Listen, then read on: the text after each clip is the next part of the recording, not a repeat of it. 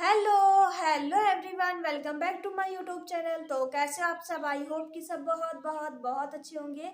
आपको और अच्छा करने के लिए आपकी फ्रेंड यानी कि मैं आपके लिए फिर से एक इंटरेस्टिंग वीडियो लेकर हाजिर हो चुकी हूँ।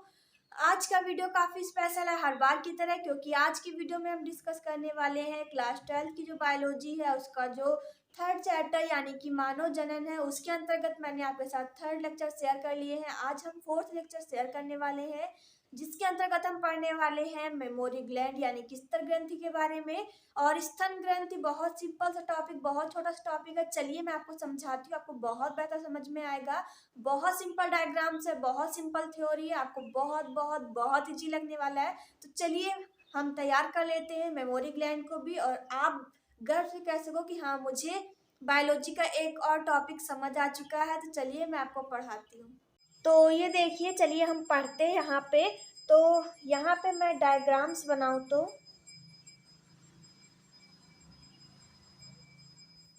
तो एक ब्रेस्ट का आकार कुछ ऐसा होता है, यानी कि मेमोरी ग्लैंड का एक जो डायग्राम्स का बाहर का जो स्ट्रक्चर कुछ ऐसा होता है।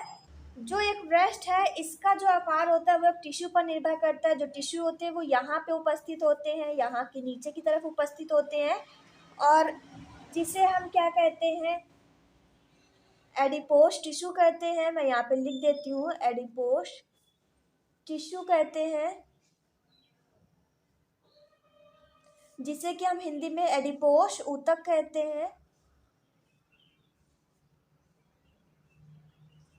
आपको समझ में आया कि इसे हम क्या कहते हैं, एडिपोस ऊतक कहते हैं। इसके बाद क्या होता है कि इसके अंदर कुछ पालियां पाई जाती हैं ऐसे, और जिसे हम क्या कहते हैं, मेमोरी लॉब्स कहते हैं। मैं यहाँ पे लिख देती हूँ,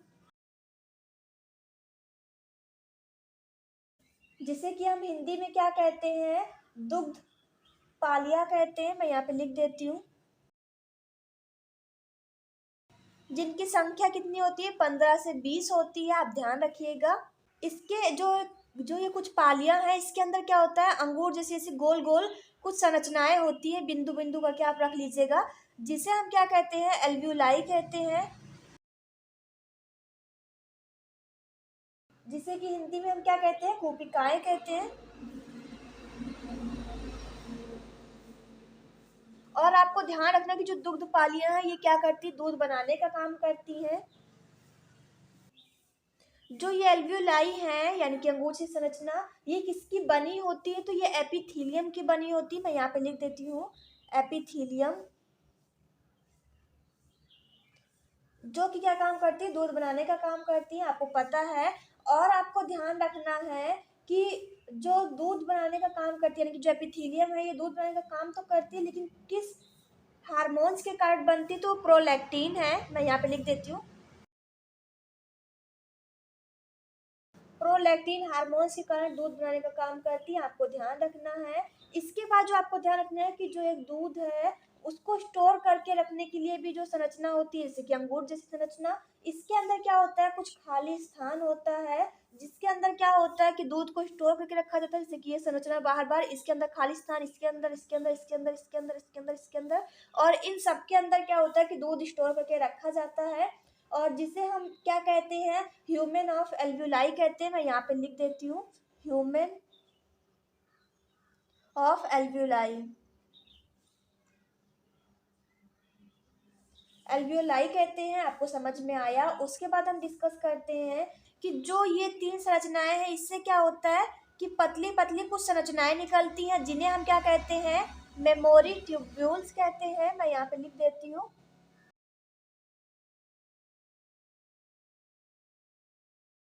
जिससे कि हम क्या कहते हैं, मेमोरी ट्यूब्यूल्स कहते हैं। हिंदी में क्या कहते हैं, दुग्ध नलिकाएं कहते हैं। मैं यहाँ पे लिख देती हूँ,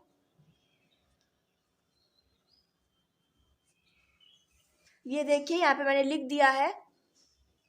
आपको ध्यान रखना है कि ये जो नलिकाएं निकली है ये आगे जाके क्या करेंगी कि बहुत मोटी सी नलिका का निर्माण करेंगी, जिसे हम क्या कहते हैं, जिसे हम कहेंगे मेमोरी डक्ट, और हिंदी में क्या कहेंगे, दुग्ध वाहिनी। बट अभी क्या होगा कि ये जो नलिकाएं हैं ये आगे जाके कुछ ऐसे चौड़ी सी फूली सी संरचना का निर्माण करेंगी, जिसे हम क्या कहते हैं, एम्फुला कहते हैं, और जिसे हम इंग्लिश में क्या कहते हैं, मेमोरी ग्लैंड कहते हैं। उसके बाद अगर हम बात करें, एम्फुला आगे जाके फिर से क्या करेगी, आगे जाके कुछ नलिकाओं का निर्माण करेगी या कुछ नलिकाओं में खुलेंगी ऐसे।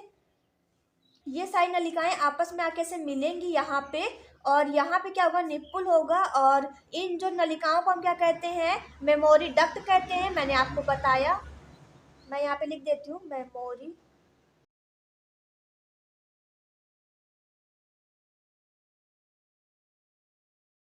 मेमोरी की स्पेलिंग MAMMARY है, आप सही कर लीजिएगा, यहाँ पे थोड़ा सा मिस्टेक हो गया। और डक्ट, मेमोरी डक्ट हो गया, जिसे कि हम क्या कहते हैं, दुग्ध वाहिनी कहते हैं, आप लिख सकते हो। इसी निप्पल के कारण क्या होता है, दूध बाहर आता है, और बाहर निकलने के लिए कौन सा हार्मोन्स सहायता करता है, तो वो होता है ऑक्सीटॉक्सिन हार्मोन्स। तो मैं यहाँ पे लिख देती हूँ, ऑक्सीटॉक्सिन। मैंने यहाँ पे लिख दिया है, दूध को बाहर निकालने के लिए एक हार्मोन्स होता है जिसे कि हम क्या कहते हैं, ऑक्सीटॉक्सिन कहते हैं। ये आपको ध्यान रखना है। और इस हार्मोन्स को हम क्या कहते हैं, लव हार्मोन्स भी कहते हैं। क्योंकि जब एक शिशु, एक छोटा बच्चा, एक छोटा बेबी जब रोता है, तो जब वो मादा के ब्रेस्ट को स्पर्श करता है, तो क्या होता है कि तब दूध बाहर आता है, और इसी कारण से हम क्या कहते हैं, लव हार्मोन्स भी कहते हैं। तो ये सिंपल सी बात आपको समझ आई, और ये पूरा टॉपिक यहीं पे खत्म होता है, और आपको इसमें समझने में कोई प्रॉब्लम नहीं हुई होगी। चलिए मैं फिर से आपको समझा देती हूँ। आपको ध्यान रखना है कि जो एक वृष्ट का आकार होता है वो एक टिश्यू पर निर्भर करता है, जो कि मैंने यहाँ नीचे नीचे बनाए हैं। और इसे हम क्या कहते हैं, इसे हम कहते हैं एडिपोज टिश्यू, जिससे कि हिंदी में एडिपोज ऊतक कहते हैं। इसके बीच में कुछ पालियां पाई जाती हैं, तो इसे हम क्या कहते हैं, इसे हम कहते हैं मेमोरी लॉब्स, जिसे कि दुग्ध पालियां कहते हैं। इनकी संख्या 15 से 20 होती है।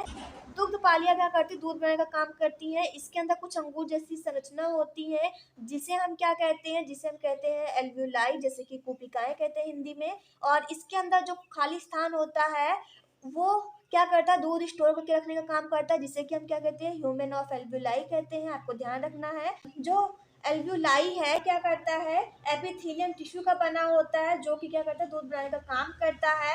और जो दूध बनाने वाला जो हार्मोन्स होता है, वो कौन सा होता है, प्रोलैक्टिन होता है।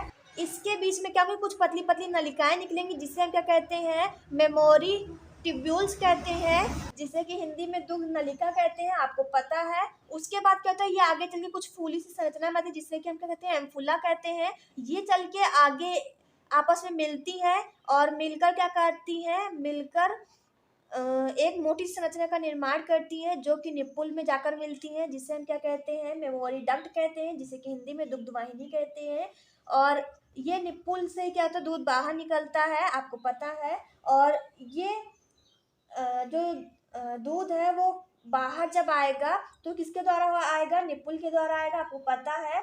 और ये जब बाहर निकलेगा तो किस हार्मोन्स के कारण निकलेगा, ऑक्सीटॉक्सिन हार्मोन्स के कारण। और इससे हम क्या कहते हैं, लव हार्मोन्स भी कहते हैं। ये सिंपल सी बात आपको समझ आ गई। पूरा टॉपिक यहीं पे समाप्त होता है।